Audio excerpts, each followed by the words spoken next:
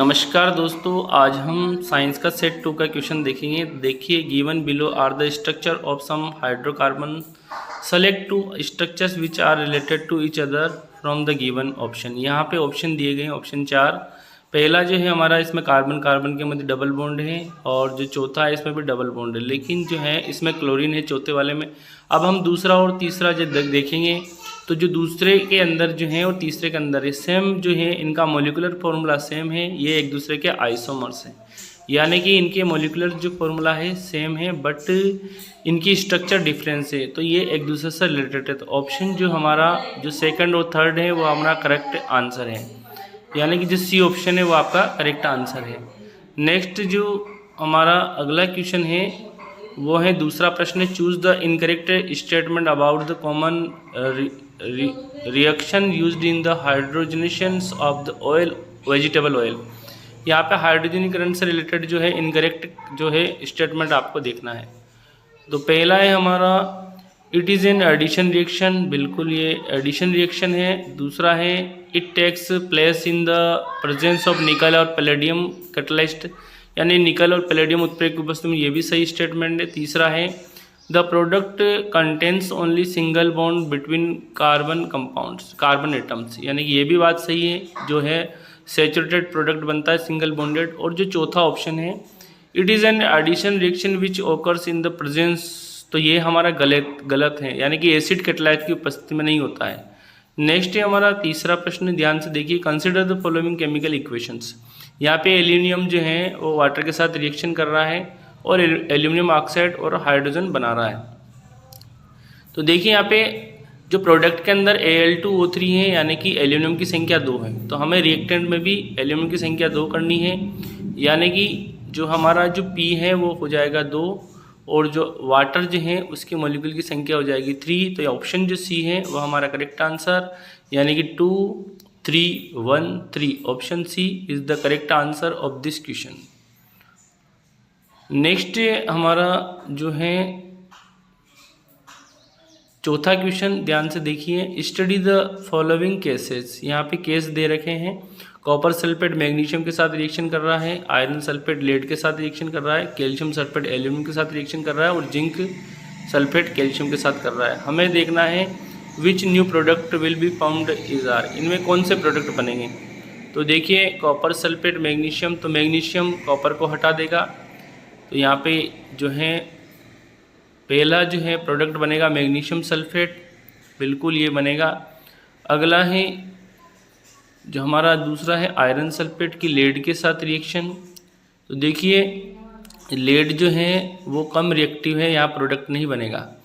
तीसरा है हमारा एल्यूमिनियम कैल्शियम के साथ, तो यहाँ पे भी जो है एल्यूमिनियम जो है वो ज़्यादा कम रिएक्टिव है कैल्शियम से, तो यहाँ पे भी प्रोडक्ट नहीं बनेगा। और जो लास्ट है हमारा जिंक और कैल्शियम, तो calcium is more reactive than zinc, तो यहाँ पे कैल्शियम सल्फेट बनेगा। तो हमारा जो करेक्ट आंसर हो गया पहला और चौथा, यानी कि पहला और चौथा, यानी कि जो ऑप्शन सी है वो करेक्ट आंसर है, पहला और चौथा, यानी कि जो है पहला और चौथा प्रोडक्ट बनेगा। पांचवा question, which of the given option represents a family of salt, यानी कि एक ही फैमिली के साल्ट आपको बताने हैं। देखिए ऑप्शन फर्स्ट के अंदर NaCl है, इस बाद में सल्फेट है और सल्फेट है, तो ये देखिए बी ऑप्शन, इसमें सभी के साथ सल्फेट है, potassium sulphate, sodium sulphate, calcium sulphate, यानी कि ये सल्फेट फैमिली के साल्ट है, यानी कि जो ऑप्शन बी है इज़ द करेक्ट आंसर जो है क्वेश्चन 5 का, यानी कि ये सभी जो सल्फेट फैमिली के सदस्य हैं, यानी कि जो सल्फेट के साल्ट है। नेक्स्ट है छठवां क्वेश्चन, ध्यान से देखिए, match column first with column second, select the correct option from the choice provide. यहाँ पे हमें कॉलम फर्स्ट को सेकंड से मैच करना है। फर्टिलाइजेशन की साइड जो है एक को स्पर्म कहाँ करता है, तो ये करता है ओविडक्ट, यानी कि फैलोपियन ट्यूब्स में, तो 3 से मैच कर लीजिए। दूसरा है हमारा साइट ऑफ इम्प्लांटेशन, यानी कि जो एम्ब्रियो का इम्प्लांटेशन यूट्रस यानी गर्भाशय में होता है, और site of entry of sperm into the female reproductive tract, ये होता है वेजाइना में। और जो है side through which the waste material जो है प्लेजेंटा कहाँ से रिलीज करता है, तो ये करता है प्लेजेंटा से, तो यानी कि हमारा जो है पहले का थर्ड है और दूसरे का सेकंड है, तो ऑप्शन जो डी है वह करेक्ट आंसर। सातवां प्रश्न है the part of the hind brain controlling involuntary action such as the salivations and vomiting in human. तो देखिए जो यहाँ पे अनैच्छिक जो क्रिया है हिंड ब्रेन यानी कि जो हमारा अनुमस्तिष्क जो है वो मेडुला वाला जो पार्ट है वो इन्वॉलंटरी रिएक्शंस को कंट्रोल करता है। मेडुला ऑब्लांगेटा मेडुला जो है वो अनैच्छिक क्रियाओं को कंट्रोल करता है। ओके, नेक्स्ट जो है select the pair of bisexual flower यानी कि द्विलिंगी जो फ्लावर हैं। देखिए पपैया एक लिंगी है, जबकि जो है आपके हिबिस्कस और मस्टर्ड ये दोनों हैं बाइसेक्सुअल फ्लावर के उदाहरण, यानी कि इनके अंदर पपैया जहाँ पे भी है पपैया और वाटरमेलन ये यूनिसेक्सुअल फ्लावर के एग्जाम्पल हैं। तो ऑप्शन जो बी है वो आपका करेक्ट आंसर, यानी कि हिबिस्कस यानी कि चाइना रोज और मस्टर्ड यानी कि सरसों। Next option B is the correct answer. Next नोवा question the plant hormone present in greater concentration in the area of the rapidly division. Cell division किस हार्मोन के कारण होता है? तो देखिए ऑक्सिन, साइटोकाइनिन, जिब्रेलिन और एब्सिसिक एसिड। तो साइटोकाइनिन जो हार्मोन है वो सेल डिवीजन को प्रमोट करता है यानी कि कोशिका विभाजन को प्रेरित करता है। तो यानी कि डायरेक्टली जो हमारा जो ऑप्शन जो बी है cytokinin is the correct answer of this question. Abscisic acid जो है ये पत्तियों को मुरझाता है। नेक्स्ट है 10वां question temporary finger like extension on the cell surface to take in food is formed. तो ये जो है ये अमीबा के अंदर बनती है, जिसको हम कहते हैं ये जो फिंगर लाइक पोजीशन जो बनती है शूडोपोडिया कहते हैं इसको। तो शूडोपोडिया जो बनती है ये बनती है अमीबा के अंदर, यानी कि ऑप्शन जो बी है वह आपका करेक्ट आंसर। और ये शूडोपोडिया की सहायता से ही भोजन अपने अंदर बॉडी के अंदर लेते हैं, फूड बॉडी के अंदर इंटेक करते हैं। नेक्स्ट है हमारा क्वेश्चन 11 है a wire of length L is gradually stretched so that its length is increased 3L। यानी कि वायर है उसकी लंबाई बढ़ा दी जाती थी 3 लंबाई 3 गुना। इफ़ द ओरिजिनल रेजिस्टेंस उसका अगर R है then its new resistance will be, यानी कि उसकी 3 गुना लंबाई बढ़ाने पर उसका न्यू रेजिस्टेंस कैसा होगा। तो देखिए एक वायर है, इसकी लंबाई जो है L है, और जब हम इसको लंबाई खींचने पर इसका 3L कर देते हैं, यानी कि जो लंबाई बढ़ाने पर जो रेजिस्टेंस वो बढ़ता है R प्रोपोर्शनल टू L होता है। तो R बराबर रो L अपॉन A, यानी कि R बराबर रो L अपॉन A। अब जो है L जो है उसको करना है 3, यानी कि 3 गुना कर देना है। तो लंबाई की जगह आपको 3L कर दो, तो यानी कि और जो मोटाई है वो A/3 हो जाएगी, यानी कि मोटाई घटेगी। ओके, तो जब मोटाई घटेगी तो देखिए हम जब इस पर सेक्शन एरिया जो है वो A/3 हो जाएगा। जब हम इस पर मान रखते हैं R' बराबर रो L की जगह 3L रख दीजिए और A की जगह A/3 रख दीजिए। जब A/3 करेंगे तो बटे का जो 3 है वो ऊपर आ जाता है। जब बटे का 3 ऊपर आएगा तो हमारा आ जाएगा 3 × 3, यानी कि जो है रो बराबर जो है वो है 3 × 3 यानी कि 9। तो यानी कि 9R जो है नए जो तार का जो है नए वायर का जो है रेजिस्टेंस वो आ जाता है 9R। तो ऑप्शन जो सी है is the correct answer of this question. Next है 12वां question which one of the following statement is not true about a bar magnet. यानी कि बार मैग्नेट के बारे में कौन सा स्टेटमेंट गलत है। तो देखिए बार मैग्नेट के 2 सिरे होते हैं, 2 पोल होते हैं, एक तो नॉर्थ और एक साउथ। नॉर्थ पोल जो है इससे it is sets itself is north south direction, यानी कि जब भी इसको फ्रीली लटकाएंगे तो नॉर्थ और साउथ डायरेक्शन में ठहरती है, बात सही है बिल्कुल। दूसरा है it has attractive power for iron filings, यानी कि ये लोहे के साथ अट्रैक्ट करती है, बिल्कुल ये करेक्ट है। और it produces magnetic field lines, ये मैग्नेटिक फील्ड लाइन प्रोड्यूस करती है अपने चारों, ये भी सत्य कथन है। जबकि चौथा जो कथन है वो है direction of magnetic field line inside a bar magnet is from its north pole to its south pole, यानी कि जो मैग्नेट के अंदर ये नॉर्थ से साउथ चलती थी, ये स्टेटमेंट गलत है। मैग्नेट के अंदर साउथ से नॉर्थ चलती है, जबकि मैग्नेट के बाहर नॉर्थ से साउथ चलती है मैग्नेटिक फील्ड लाइन, यानी कि मैग्नेटिक फील्ड लाइन की डायरेक्शन बार मैग्नेट के अंदर साउथ से नॉर्थ चलती है। तो ऑप्शन जो है हमारा डी हमारा करेक्ट आंसर है, option D. Absolute refractive index of water and glass is 4/3 and 3/2 respectively.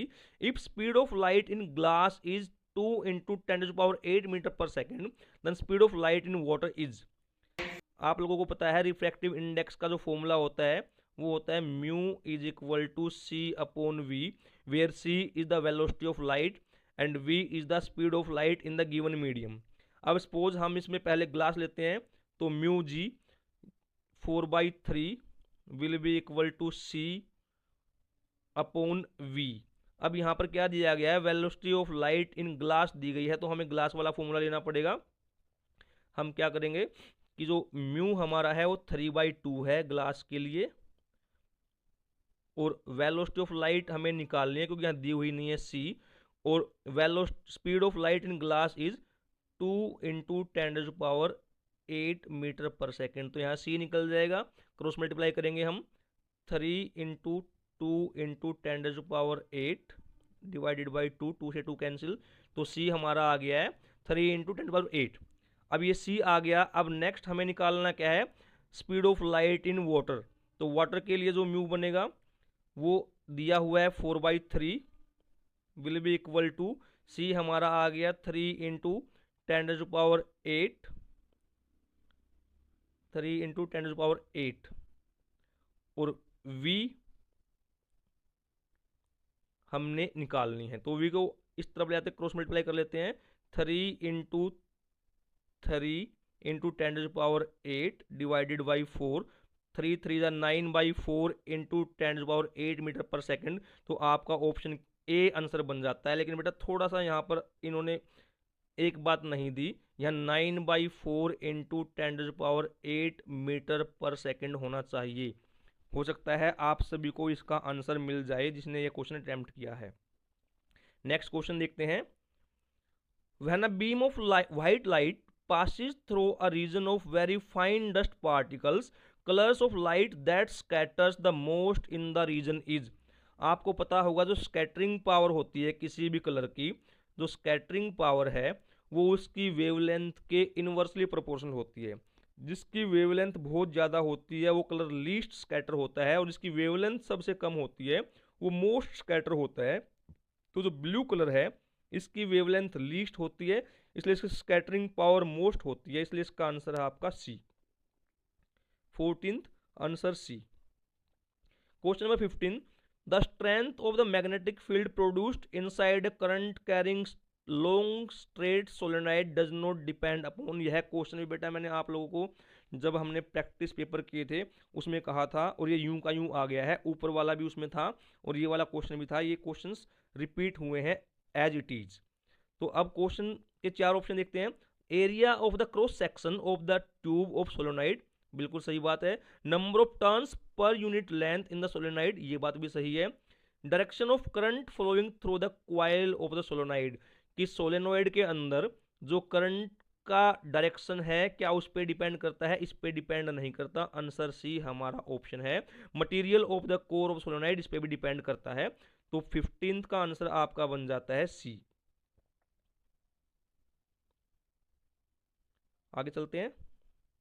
Question number 16, other than the abiotic components, other than मतलब अबायोटिक को छोड़ दो, which of the given biotic components are not required to make an aquarium with small herbivorous fishes a self sustaining system. मतलब small herbivorous fishes के साथ आपको self sustaining aquarium बनाना है। तो उसमें कौन कौन से अबायोटिक कंपोनेंट के अलावा बायोटिक कंपोनेंट हमें नहीं चाहिए। तो ऑप्शन देख लेते हैं। Option first, aquatic plants and aquatic animals, इसके बगैर तो एक्वेरियम बनेगा ही नहीं, ये हमें चाहिए। और इसमें पूछा गया not required. Option B, terrestrial plants and terrestrial animal, जो जमीन पे प्लांट और एनिमल होते हैं हमें इनकी कोई आवश्यकता नहीं है एक्वेरियम बनाने में। तो एक तो ऑप्शन सेकंड हो गया। आप ऑप्शन सेकंड देखो, इन दो में है। Next, decomposers as bacteria and fungi, किसी भी इकोसिस्टम में डिकम्पोजर्स होना बहुत जरूरी है। Then consumers as clown fishes and sea urchins, इनकी आवश्यकता नहीं है। तो हमारा ऑप्शन डी बन जाता है। आंसर हमारा बन गया डी।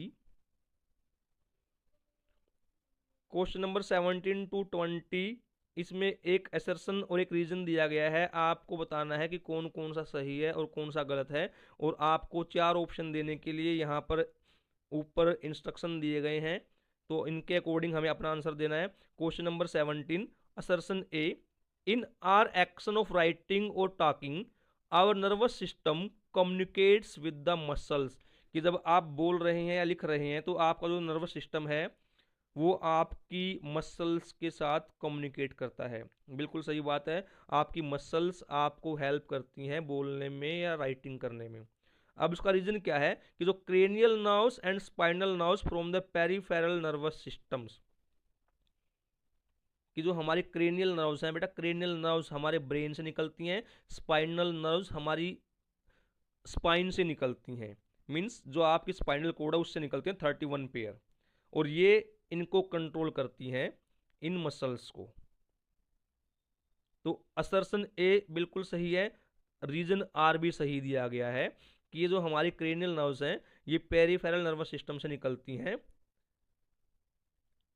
लेकिन अब मेरे अकॉर्डिंग इसका आंसर बी बनेगा, क्योंकि इसमें ये रीजन नहीं दिया गया है कि ये कम्युनिकेट कैसे करती हैं।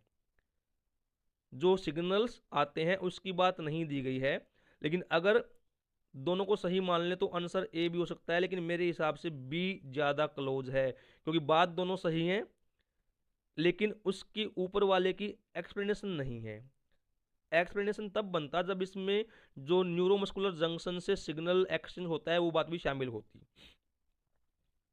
तो answer B. Question number 18, use of jute bags for shopping reduces pollution. बिल्कुल सही है ये बात, अगर आप जूट बैग का प्रयोग करते हैं तो पोल्यूशन कम होता है। Jute bag is biodegradable and its bag may be reuse and as and when needed, कि जूट बैग बायोडिग्रेडेबल है इसलिए पोल्यूशन कम करते हैं और इनको रीयूज भी कर सकते हैं। तो असर्शन ए भी सही है और रीजन आर भी सही है और ऊपर वाले की ये सही एक्सप्लेनेशन है, तो इसका आंसर बनेगा A. Question number 19, hydrogen gas is not evolved when a metal react with nitric acid. यह असर्शन बिल्कुल सही है। अब इसका रीजन दिया गया है, nitric acid is a strong reducing agent and reduces the hydrogen produced in the reaction to water. ये बिल्कुल गलत बात है। नाइट्रिक एसिड जो होता है वो स्ट्रॉन्ग ऑक्सीडाइजिंग एजेंट है बेटा, रिड्यूसिंग एजेंट नहीं है, ऑक्सीडाइजिंग एजेंट है। तो ए सही है, आर गलत है, तो आंसर हमारा बनेगा C, A is true R is false, तो 19 का C. Question number 20, magnetic field lines around a bar magnet never intersect each other. बिल्कुल सही है ये स्टेटमेंट भी। अब इसका रीजन दिया गया है, magnetic field produced by a bar magnet is a quantity that has both magnitude and direction, कि मैग्नेटिक फील्ड का मैग्नीट्यूड भी होता है डायरेक्शन भी होता है, यह बात भी सही है, लेकिन इसकी एक्सप्लेनेशन नहीं है ये ऊपर वाले की। तो ए भी करेक्ट है, आर भी करेक्ट है, but R is not the correct explanation of A, तो आंसर हमारा बनेगा बी, 20 का बी। तो ये आपको समझ आ गया होगा। जो 17वां क्वेश्चन है बेटा, मैं एक बार दोबारा उस पर थोड़ा सा डिस्कस कर लेता हूँ कि जो हमारे जितने भी एक्शन है राइटिंग और टॉकिंग के, उसमें हमारा नर्वस सिस्टम कम्युनिकेट करता है मसल्स के साथ। अब यहाँ पर कम्युनिकेट कैसे कर रहा है ये बात नहीं बताई गई है, लेकिन अगर इसको सही मान लेते हैं हम कि जो क्रेनियल और स्पाइनल नर्व्स हैं ये हेल्प करती हैं कम्युनिकेशन में, देन तब हमारा आंसर ए बनेगा। तो यहाँ पर ए और बी में से मुझे थोड़ा कन्फ्यूजन है, सीबीएसई किसको मानती है, but B is more closer. तो ये आपके साथ मैंने सभी एमसीक्यूज के आंसर डिस्कस किए हैं।